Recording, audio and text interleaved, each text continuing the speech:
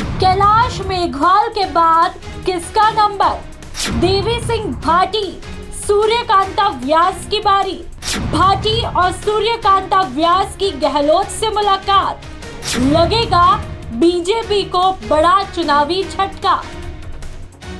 जी हाँ, चुनावी साल है और ऐसे में कांग्रेस और बीजेपी जोड़ तोड़ की राजनीति से एक दूसरे को चुनावी झटके देने की पॉलिटिक्स खेल रही है, जिसका ट्रेलर तब देखने को मिला जब कांग्रेस के दिग्गज जाट नेता ज्योति मिर्धा ने कांग्रेस का दामन छोड़ बीजेपी का दामन थामा और उसके बाद बीजेपी के कैलाश मेघवाल को गुटबाजी की पोल खोलने और मंत्री अर्जुन राम मेघवाल पर भ्रष्टाचार के आरोप लगाने के बाद बीजेपी से निलंबित किया। जिसके बाद गुरुवार को दो तस्वीरें और चर्चाओं में रही। पहली सूर्यकांता व्यास की और दूसरी देवी सिंह भाटी की, जिन्होंने सीएम अशोक गहलोत से मुलाकात की, जिसके बाद सियासी गलियारों में खलबली मची है कि चुनावी साल में एक एक कर वसुंधरा गुट सीएम गहलोत की तारीफ और उनके साथ मुलाकात कर कौन सा बीजेपी को बड़ा चुनावी झटका देगा। इसके लिए एक एक कर तस्वीरें आपको दिखाते हैं। पहले ये सोशल मीडिया पर वायरल हुआ वीडियो देखिए।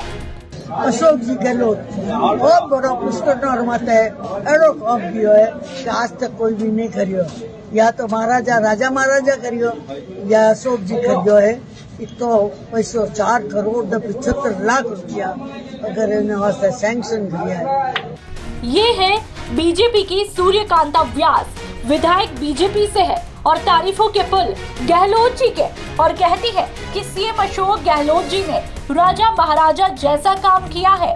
जिसके बाद बीजेपी से लगभग 6 बार की जोधपुर के सूरसागर से विधायक रही सूर्यकांता व्यास का ये वीडियो सोशल मीडिया पर जमकर वायरल हो रहा है। नया क्यों नहीं चाहूँ, या एक ऐतिहासिक धरोहर है उसको ना बनाना और राजा महाराजा जोड़िया जाए।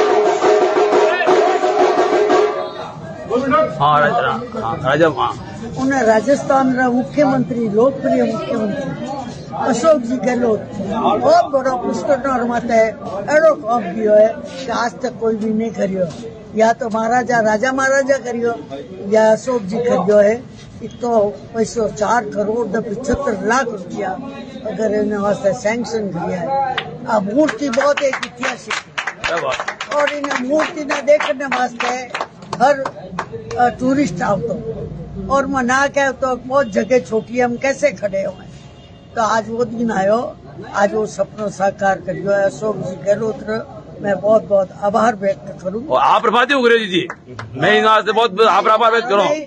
जनता रे माध्यम से करियो, जनता री मांग मत करियो और थे मना एमएलए बनाएंगे और जनता री मांग सूर्यकांता व्यास है। हमारी मांग लोकप्रिय मुख्यमंत्री शक्ति का नाम नारी है। बहुत बहुत दीदी का आशीर्वाद ऐसे ही बना रहे। दीदी हमारे ब्राह्मण समाज की 36 कौम के लिए एक दीदी मिसाल है। सूर्यकांता व्यास जिंदाबाद, सूर्यकांता व्यास।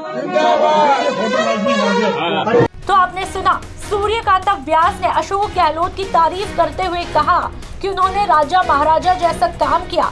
दरअसल आपको बता दें कि जोधपुर शहर के चांदपोल क्षेत्र में पुष्करना समाज की कुलदेवी उष्टवाहिनी देवी मंदिर का जीर्णोद्धार करने के लिए मुख्यमंत्री अशोक गहलोत ने 2 दिन पहले ही 4.75 करोड़ रुपए की स्वीकृति दी है।